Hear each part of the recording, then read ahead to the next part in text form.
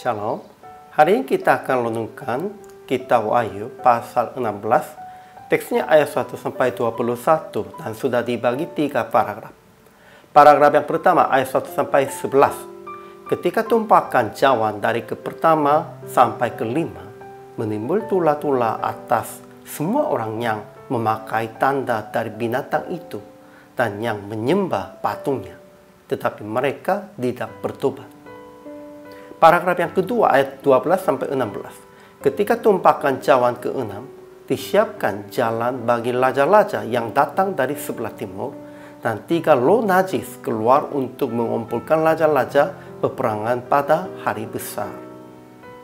Paragraf yang ketiga ayat 17 sampai 21. Ketika tumpahkan cawan ke-7, kota besar itu menjadi 3 bagian karena gempa bumi, dan hujan es besar jatuh dari langit menimpa manusianya. Kesimpulannya, Yohanes mendengar suara yang nyaring dari bait suci. Katanya, tumpahkanlah ke-7 cawan murka Allah itu ke atas bumi. Jadi ditumpahkan cawan dari ke pertama sampai ke 5, dan menimbul tula-tula atas semua orang yang memakai tanda dari binatang itu dan yang menyembah patungnya. Tetapi mereka tidak bertobat. Kemudian ditumpahkan cawan ke-6 dan disiapkan jalan bagi raja-raja yang datang dari sebelah timur, dan 3 loh najis keluar untuk mengumpulkan raja-raja peperangan pada hari besar. Akhirnya ditumpahkan cawan ke-7. Kota besar itu menjadi 3 bagian karena gempa bumi, dan hujan es besar jatuh dari langit menimpa manusia. Ajaran tentang Allahnya. Pertama, akan ditumpahkan cawan murka Allah ke atas bumi kepada semua orang yang memakai tanda dari binatang itu dan yang menyembah patungnya. Kedua, Allah adalah adil, yang ada dan yang sudah ada, yang kudus, yang telah menjatuhkan hukuman, benar dan adil segala penghakimannya. Ketiga, Yesus datang seperti pencuri. Jadi berkata kepada orang-orang akan berjaga-jaga dan yang memperhatikan pakaiannya, supaya ia jangan berjalan dengan telanjang dan jangan kelihatan kemaluannya.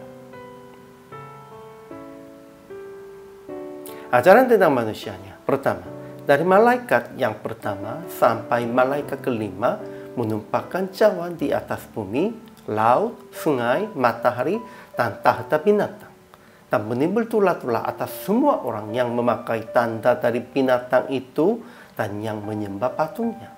Tetapi mereka tidak bertobat. Lebih baiknya mereka menghujatnya.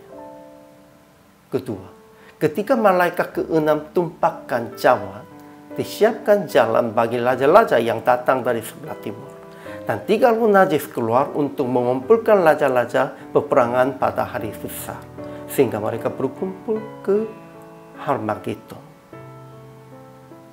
Ketiga, setelah ditumpahkan cawan ke-7, kota besar itu menjadi 3 bagian karena gempa bumi, dan hujan es besar jatuh dari langit menimpa manusia. Namun, orang-orang menghujat Allah karena malapetaka itu.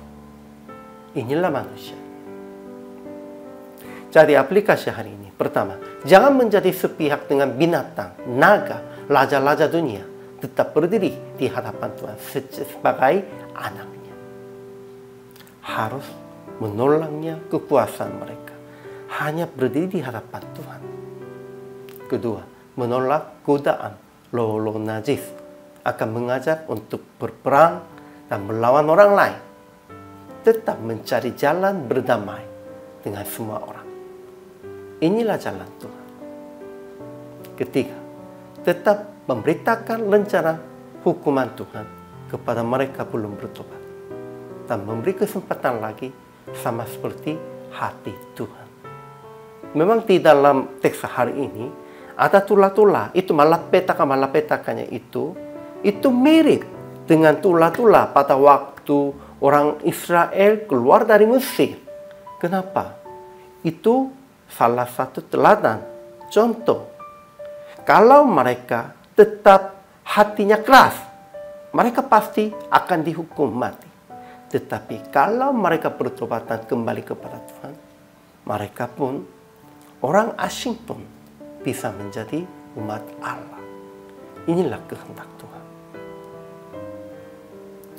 Akhirnya praktek hari ini menyemangati teman-teman seiman yang dalam kesulitan dengan cerita Tuhan pasti akan menghukum orang-orang jahat dalam keadilannya dan memberitakan kabar baik Yesus kepada mereka belum mengenal Yesus, supaya sekali lagi memberi kesempatan untuk bertobat dan berbalik. Inilah kehendak Tuhan, sehingga kita harus usahakan tentang itu.